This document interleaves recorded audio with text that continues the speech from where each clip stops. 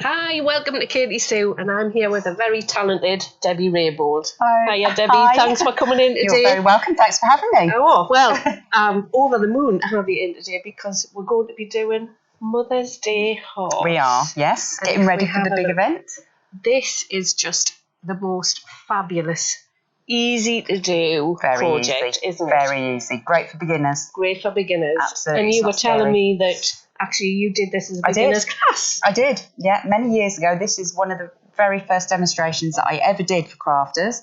And that none of them had ever crafted before, and they all did a fantastic job and were amazed with the hearts that they went home with. Ooh, brilliant. Well, so what do we need to be able to do this? Okay, so really, really basic. So what I've started off with is I've got our brilliant 2mm Raybould, which I love. And as you can see, I've managed to get 3 quite good sized hearts out of this sheet. And all I've done is I had a heart-shaped coaster, which I drew around. You could download a template off the internet if you wanted. There's lots available, or freehand if you're confident. So yeah, I've drawn my hearts out onto my Raybould, and because it's 2mm, it is quite hard to cut it. That's what I've heard. Yes. People are challenged by it. I love using the 2mm. You can use the thinner one if you wanted to, but I like using the 2mm because to me, this is cuttable MDF. Right. So I can cut this into whatever shape I want, and it is rigid. It really is. And why is the rigidity important for something like this I think it just screams quality. Right. If it was bendy and flimsy, it would look bendy and flimsy, whereas this looks more professional because you've got that strength. So and it's good for different sizes. Absolutely, yeah. I've done a small one. You can do a bigger one. You could get quite a couple of large hearts on one sheet, so you can do it any size you want. And that's what I love about the Raybould is you can cut it to whatever you want. So if you can't find MDF in the plaque you want, get some Raybould. And you've always got it in. You have. You can't cut MDF yourself, sadly. You can't. No, my scissors are not that good. Right then, come on then, Debbie. So show how we do it. I've already started, and I've cut half of this one out. And so I'm just going to show you a little tip, a quick way, well, not a quick way, but an easier way on your hands and your scissors. Right. So get yourself a scalpel, a little cork on mine. And so if you just score the... I keep wanting to call it MDF because to me it is like MDF, but it's strong. It is so strong. It is strong. So I'm just going to give this a little bit of a score with my scalpel, craft knife. And are you having to press very hard there, Debbie? I can't actually press that hard onto the Raybould. Quite a while ago, I injured my wrist, and I've got quite a weakness here, and so I can't really, hold things very firmly or do things like that. So, quite gentle. So I'm pushing down a little bit. I don't want to push too firm because my blade might bend. Right. And I might snap it. So I'm putting a little pressure on, but not overly pressuring. And so I'm just going to go over that again. And I find if you put your little finger down when you're cutting with the scalpel, it stops it from sort of going awry. And if you do I'm going to do it now. So if you just go off slightly, right, don't worry, because get back in the groove, as it were. You can get back in the groove, and also because this is such a substantial Raybould, to finish the edges off, I'm actually going to sand it down. Right. So if you do get any what I call burrs, it doesn't really matter because you're going to sand it down anyway. So I've scored that a couple of times, and then if I just go in with my normal scissors and just see how easy that is to cut. They just look like ordinary scissors. They are. Well. They're not. You're not these superstar. No, these aren't. These are just like cheap scissors. I'll be honest, they are cheap scissors. So, and there we go. And literally, I've hardly put any effort into that at all. Whereas if I tried to cut that, I'll just show you. If I tried to cut this without, that is hard. Look at that. Hard work. And I'm really giving that some welly. Yeah. I don't want to be doing that all the time, but that is a fantastic tip. So you may be left with a slightly not nice edge. So all I've got is I've just got this is just a builder's sanding block. You could use one of those nail file kind of things. And I'm not going to sand too much because we should be wearing protective masks. Right. If you sand this, Right, do it in a well ventilated room and wear a mask, because this is the same as it would be sanding MDF. Right. You don't want to get that dust. No. But if you just kind of sand it down in that direction all the way round, quite a bit of force, obviously I'm not, and then you'll get this lovely beveled edge. It's actually took off those little bits. It has, straight away. I'm not touching that hardly at all. No, you're not. And look, those little edges have gone. Yeah. But I like to get that kind of rounded edge on it. Yeah. I think it makes it look more professional. Mm-hmm. So by doing that, you'll get that rounded edge all the way round.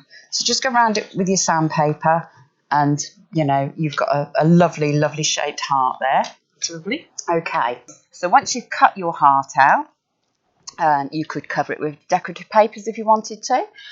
These ones, this one here I've painted, and I've just used a acrylic paint. Mm-hmm. So people in the UK will ask which one we've got there. So yeah, it's just a standard acrylic paint that I got from just a nice general. Colour. Yeah, I love that colour. It's one of my favourite. Sage, it's called. Yeah. And I love using it for plaques and things. Yeah. Because it's. Reminds me a lot of the green of the background. It's muted, isn't it? It's very really muted. Quite on trend at the exactly. moment, isn't it? Yeah, they are. Okay, so all I've done is, as I said, I've sanded it all down. So then I want to ink around the edge. Yep. So I'm just using a distress ink, and we've all got these at home. And I'm just going to use an ink. If you didn't have it though, what would you? If you didn't have a distress ink, then you could do it with paint, but you wouldn't get the same edge. You would get how could I put it? More of a splattered kind of edge to it. Or you could, but I don't know if it would stay on because you'd need something to hold it in place. You could perhaps rub a bit of glue on there first or something. Use mica powders, things like that. You could heat emboss. So you could rub a clear embossing powder around and heat emboss it as well.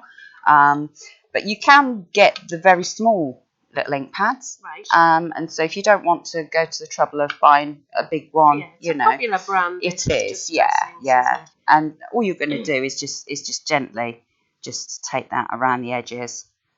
And I love nearly everything I do a distress edge and stitching on. I just love it because the reason I like to do it, especially with beginners and stuff, is it's very forgiving. Yep. Because we're going for an antique aged kind of look to it. Homesteady kind of feel. Yes, exactly. A warmer look. Mm-hmm. Then if you do have any faux pas, you can usually get away with it because it's not, pristine. It's more antique type of project. Mm-hmm. So then I'm just going to get a normal, this is just a brown drawing pen. Mm-hmm.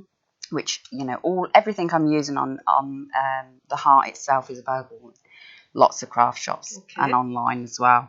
And so all I would do is just go around the heart. And I'm not being too, it's supposed to look hand stitched. Yep. So I'm not going to be too fussy with it. Just take that all the way around. And that's really quick to do as well. And there we go. Perfect. And that's, it makes a lot of difference just inking around the edge and adding the stitch in. Just bring that grey board back in. Yeah. If we just put that next to that now and see. You wouldn't believe even as far as that. No, that's you wouldn't. Just from that. And it's if somebody gave that to you, I mean, normally I would, most of the time I paint the back as well. That is a good point, so actually. If you paint the back of it, and then if I were to hand that to you, you wouldn't have a clue that was Raybould. No, you wouldn't. And you would probably think it was MDF because of and that's what I love about this 2 mil. So what I shall do is, I would just grab my my hole punch. Okay. And this is actually one to put holes in belts. All right. So, and it was really cheap. Yeah. And so all I would do with that, I'll do it in the one we're using. So we're going to put it in, not too close to the point there because you may split it. Yeah, you need to hold the weight. Yeah, and then all I'm going to do is I'm going to push it down, and then I'm going to give it a wiggle. Right. And then hopefully I've got a perfect hole. and there's your hanging hole. And could you use a dowel or an owl or something instead if you didn't have one of these? You find something. You would find something. I mean, because it's so thick, you could probably do it with a pokey tool. I have a paper hole punch that won't go through the 2 mil. It's way too thick. And so that's why I've just got it. You can get the spring-loaded ones as well, and you just put it on, not a glass mat, and you let it go and it punches a hole. So, but you could just poke a hole as well if you really wanted to. So, but that just gives you a really nice finish to it. Yeah. Okay. We do actually have some picture hooks that we use for the MDF. I'm just wondering. Yeah, you could put one of these on the back as well. If you wanted to, if you didn't want the hanging loop. So, depends where you're going to put it and what have you. So what's next then? Okay, so we've cut our heart out and we've inked it and put our stitch detail in. So the next thing I would do is place my words, my letters on, because if I was to place my flowers on first, I may not fit my words on. So always put your words on first. And before you do anything like this, I would recommend that you dry lay it out. So before you actually stick anything down, put everything where you want it. So these are my little letter tiles that I've got. As I said, all these bits can be picked up online or in any craft shop. Yeah, I love the fact that you've got Mum. I have. That's a northeast. I've done a nod, so I've done a Mum one and I've done a Nan one. Or and I thought, depending if you're in the US. Yeah, that's right. Or MOM, Mum. Yeah. So I thought I'll do, as a nod to being up in South Shields, I'll do Mum. Okay, so, and then I'm just going to use a selection of paper flowers. So, and these are available everywhere. Most of us have got paper flowers in our stash. Yeah. So I'll take a couple of the cream roses, and then I'll take a couple. Which colour should we have? Should we have some purple? Yeah. Let's have some purple ones. Some leaves. Of course, if you get into the clay side of things, like Debbie has, then you find yourself reaching for all the clay flowers and leaves. Exactly. I mean, one of my favourite flower moulds is actually the filler flower moulds. Everybody's. Because I do quite a lot of projects that require really small flowers, and there are some beautiful little tiny flowers in there to use. 4 at the last count. Yeah. Different flowers you can make with that mould. But yeah, we've got some absolutely stunning mould. So you could absolutely use clay flowers if you don't want to use paper flowers. But if you're a beginner and you haven't got a lot of craft stash, then these sort of things are easy to pick up. That's right. Okay.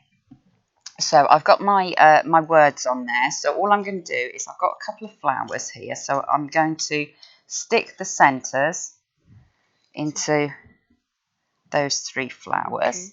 So I'm going to double layer them. So I'm double layered them like so. And I'll just grab some PVA. So I'm just going to pop a little bit of PVA on these.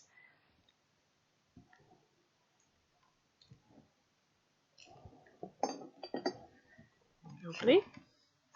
And then because the bottom layer is quite flat, what I would do is actually just give them a really good scrunch like that. Now, a lot of people would be frightened to do that. They would, yeah.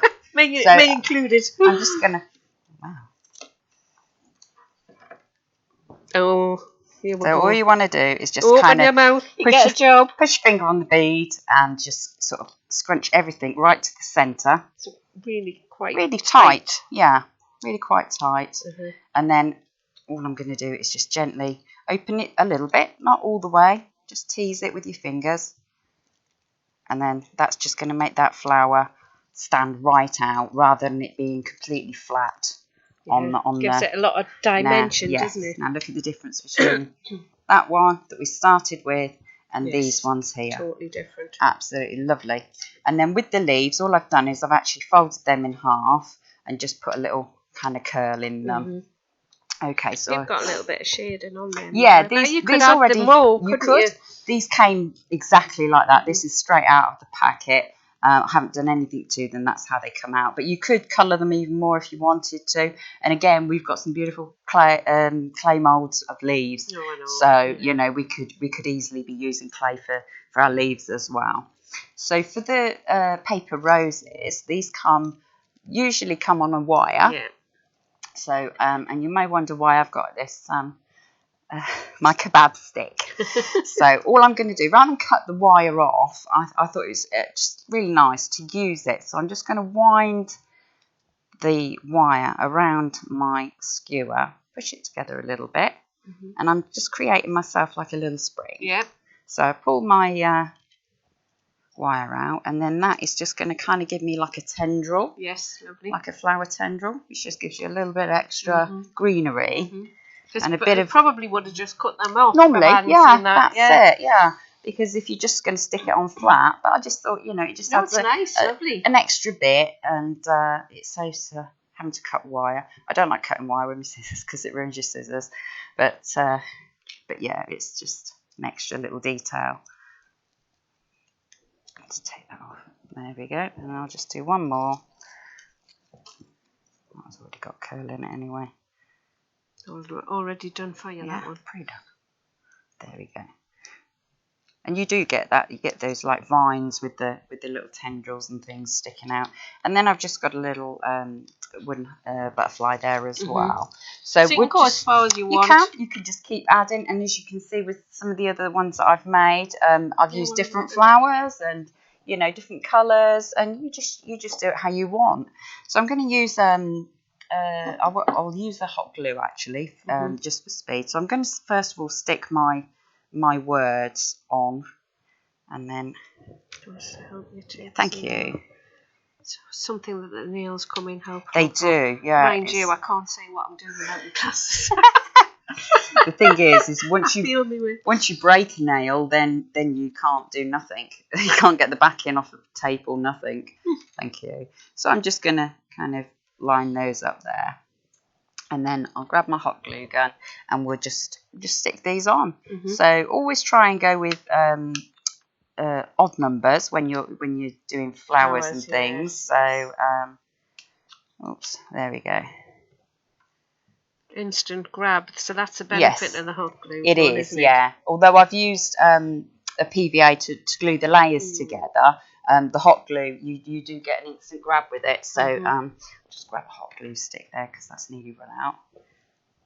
So I'm just going to kind of, and don't worry about glue webs when you're using your hot glue gun. Glue webs. Glue webs. So it's like if I show you there, you've got. Oh yes. Can you see that it's stringy? Like one of my grey hairs.